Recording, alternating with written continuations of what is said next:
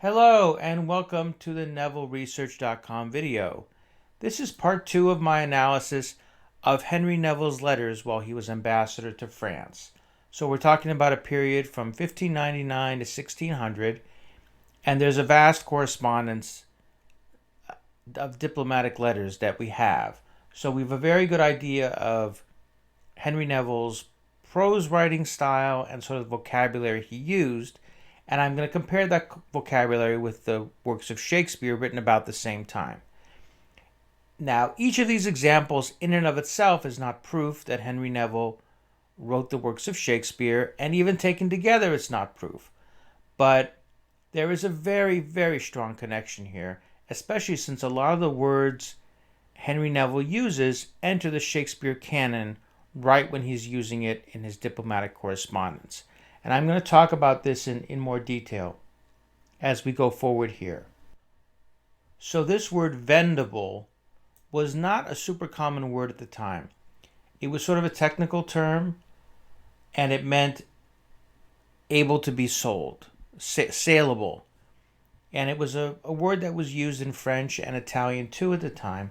But if you do a search on books of the time, it really wasn't that common in English around 1600. Shakespeare uses it in Merchant of Venice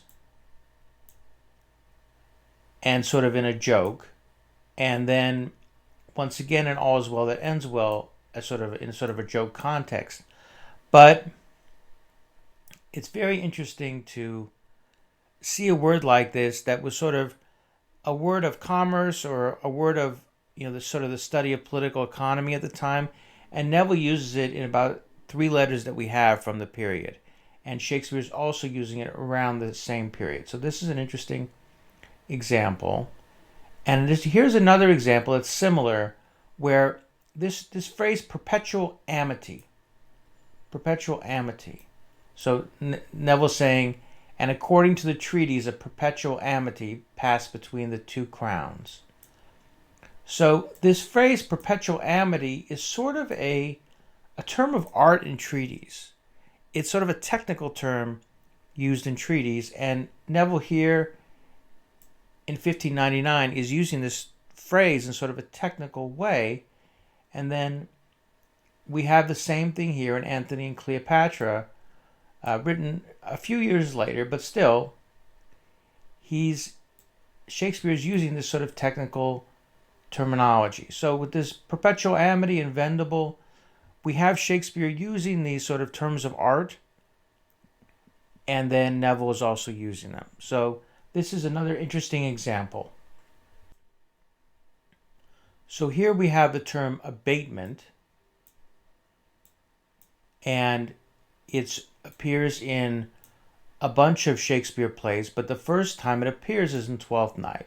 And like we've been saying, a lot of these words that are sort of French words, and abatement was a word in French as well, sort of appear in the Shakespeare canon right when Henry Neville is using them in his diplomatic correspondence. So it pops up in Twelfth Night, which is written around 1600, and then Hamlet, which is written after, and then King Lear and Cymbeline. So, and here we have, if there be any opposition made in respect of abatement of customs that must follow on both parts, I suppose you may rule that point as you will. Okay? So here Neville is using this word in an extremely technical sense. It's a word he's using in reference to France and is also a French word. And so he's using it in his work, and then it pops up in Twelfth Night. We've seen a lot of examples like this, where these sort of technical words and phrases are used in his correspondence of the period and then pop up in the plays, and then are used in later plays. So they sort of enter the Shakespeare canon right when Neville is using them in his correspondence. So here we have another example from Twelfth Night, the word misdemeanors. And this word is also a technical term of art. And apparently the French were saying that the English did themselves dishonor and made our nation infamous generally for such misdemeanors. So we have a situation where Neville's using this word technically, and then the same word is popping up in a play written, within a year. The same thing with this word remonstrance.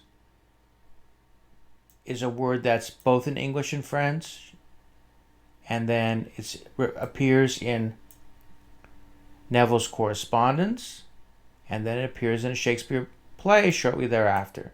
So again and again and again, we're seeing this same pattern of these sort of fancy words that are both in English and French, and they're appearing in the Shakespeare canon after Neville's experience as ambassador. Here we have yet another very similar example. The word material pops up in As You Like It, as we said, written around exactly when Henry Neville was in France. And this is another word that's a French word and an English word at the same time. And he's often using it in his correspondence at the time. So this sort of word of French origin that wasn't unusual in English necessarily, but doesn't occur in the Shakespeare plays before As You Like It. It pops up here at the same time that Neville is using it. And another word that's also a French word, comprised, is a word in English and French at the time. Once again, Neville is writing here, I delivered at large unto him that which I comprised more briefly in the proposition.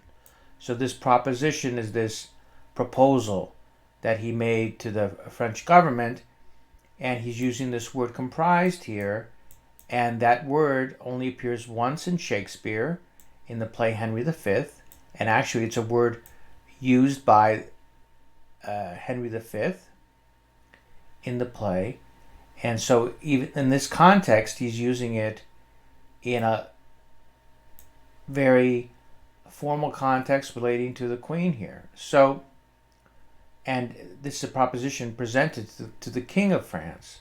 So it's the same type of diplomatic language that he's using in his correspondence is popping up in the plays of that period. Yet again, we have another example from Twelfth Night. The word exasperate pops up in Twelfth Night, and then it's used in King Lear, Macbeth, Troilus and Cressida, but it first appears in Twelfth Night, and Neville is using this word in his correspondence here. So he's saying, hath pacified the king and his council, who were greatly exasperated against them. So we have this term exasperated used in the correspondence, and then it pops up in the Shakespeare canon at the same time. Now this wasn't necessarily, once again, an unusual word, but the timing is just right on target. Here's an interesting word, and aknoan. I'm not even sure how to pronounce this word. It's an archaic word, and it was archaic in 1600, right? But Neville's using this word in his correspondence, and then it pops up in Othello at about the same time, maybe 2 or 3 years later. So here's another just example of a word that was sort of archaic at the time, wasn't commonly used at the time, but Shakespeare and Neville are both using it. Here's another interesting example. Now this term victualled, now just the noun victual is one thing, but this phrase victualled, so thy loving voyage is but for 2 months victualled. So victual means to prepare food for a voyage, and here we have the exact same sense. Neville is using it in his correspondence. I understand by their agent they are victualled for a year. So it's just the exact same phrase, the exact same usage of the word in the works of Shakespeare at the same time, because As You Like It was written in 1599 or 1600. At the same time, this letter was written. So it's just many, many examples like this. So, like I said, we're looking at a lot of examples one after another. And if you haven't seen the first video in this series, please go back and watch it. But there's a lot here. There's a lot of connections here between Neville's correspondence and the works of Shakespeare. And it's just one piece of the whole puzzle. So I'm not suggesting this is proof. People want to say this is just coincidence or something. This seems to me far beyond possible coincidence. But it's just one piece. Regardless, it's one piece of the overall puzzle. And what this YouTube channel is about and my research is about is putting all of the pieces together. So this is just one tiny piece, and we're going to keep on doing our research and presenting it to you here. So please click like and subscribe to the channel and tell your friends. Thank you so much.